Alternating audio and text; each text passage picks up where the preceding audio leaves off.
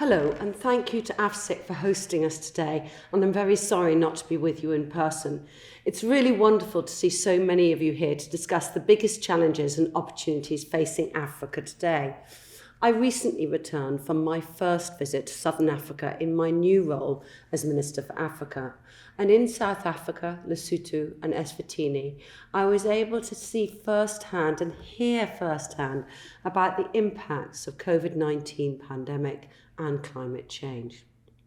And that's why the UK's work in partnership with African countries to boost trade and investment and unlock reforms and support a green transition remains so crucial.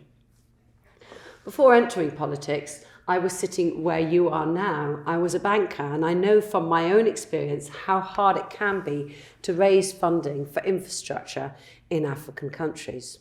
And that is why it's so important for the public and private sectors to come together at forums like this to increase the volume of sustainable finance. The UK is committed to working with African countries to increase their economic growth, and we want to support a safer, greener, healthier, and more open continent which is more resilient to shocks and stresses. And there are 4 key elements to this work, and your support as private sector partners is critical to delivering our shared ambitions. The first element is supporting vaccination efforts in African countries and their recovery from the pandemic.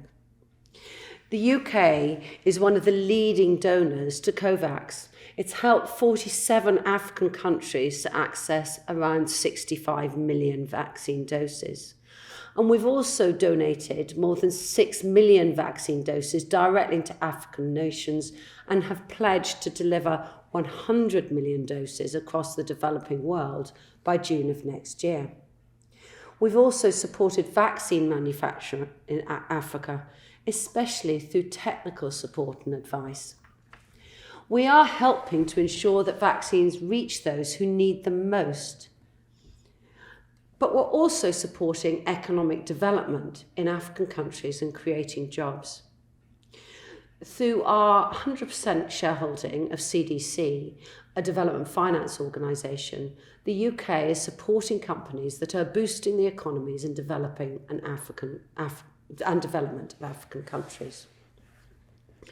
During the pandemic, when other commercial investors retreated from markets in Africa, CDC continued to support countries to tackle the economic and health impacts of COVID. It made more than £800 million of investment commitments in Africa in 2020. And through our G7 presidency, we were working with other development finance institutions to boost investment in African countries and build back better after COVID. Together, CDC, G7 development finance institutions, and multilateral development banks, many of whom are represented here today, have committed to invest more than $80 billion into African businesses over the next 5 years. The second important piece of work is our partnership with African governments and with all of you, business leaders and investors, to boost African economies. This is helping to lift people out of poverty, create good jobs, and reduce inequality.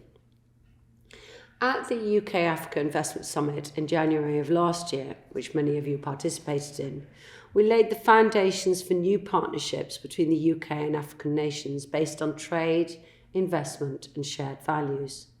And these new partnerships cut across both the private and public sectors. At the summit, we announced more than £15 billion of commercial deals between UK companies and African partners. And partnership with the private sector is key here.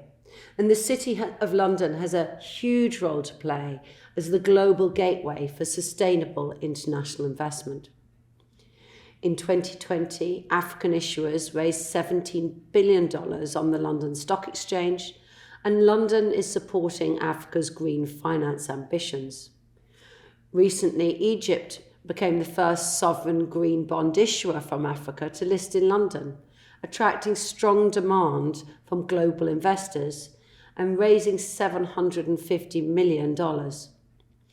Earlier this year, Benin raised €500 million with Africa's first sovereign SDG bond in London.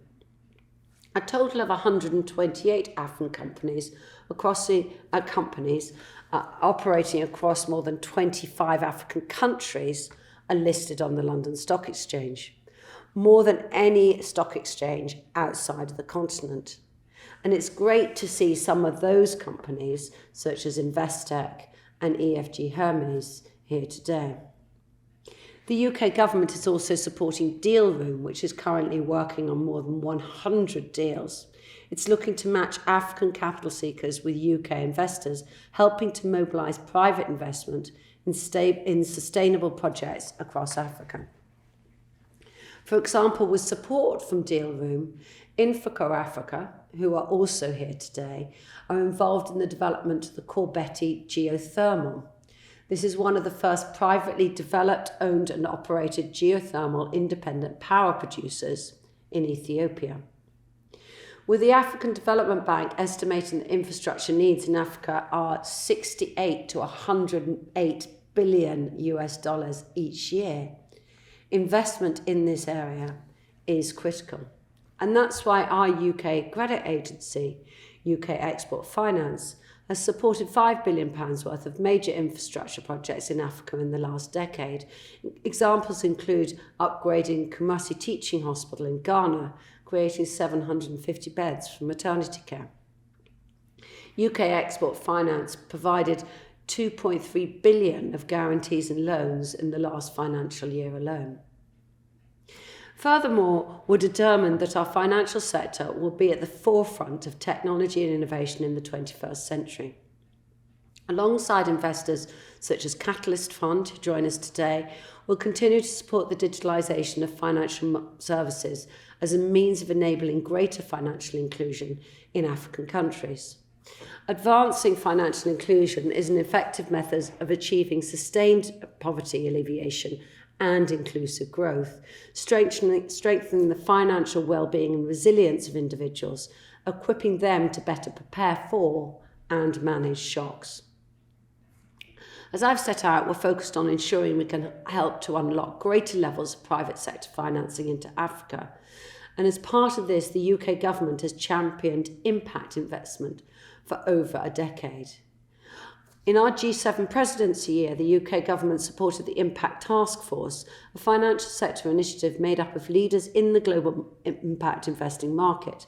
It will make recommendations to governments, regulators, investors on how to improve standards and grow the amount of impact investment globally. And alongside this, in the UK, we will launch new requirements for businesses and financial products to disclose sustainability information so that consumers and investors can clearly see how UK businesses are meeting their environmental, social and governance commitments in practice. Which brings me on to our third ambition, and it's another shared ambition. And this is to lead the way in responding to the challenge of climate change and support Africa's transition to net zero. Next month, at the COP26 summit, the UK will bring together leaders from across the globe to support the nations which are most vulnerable to climate change. And we know that African countries will bear the brunt of climate change. Shifting weather patterns are already having catastrophic impacts, creating vulnerabilities to food, water and energy security, as well as broader stability. Yet African countries receive less than a quarter of international climate finance. Since the Paris Agreement 6 years ago, significant progress has been made. Both the World Bank and the African Development Bank have committed to providing half of all of their climate finance for adaptation and resilience. CDC has ring-fenced 30% of its future investments for climate finance. But more can be done by the public sector to also leverage international private capital flows to enable African countries to meet their NDCs. And I want to assure you that as the COP president, we in the UK are working hard to deliver on this ambition in less than a month's time. Financial Sector Deepening Africa is a market facilitator funded by UK aid. It has catalysed some of the continent's most significant green finance deals.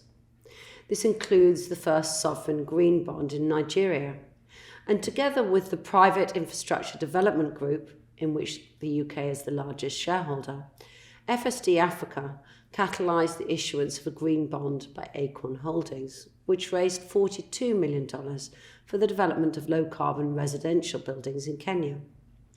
And we will continue to support access to green finance by building the policy and regulatory environment needed to achieve this. And you all have a role to play in this by engaging with governments, central banks and regulators on green standards, frameworks and reporting. Looking ahead to the future, the Mobilist Engine Room, which is funded by the UK, will generate proposals for green investment products and inject capital from institutional investors such as green guarantee platforms and green infrastructure funds.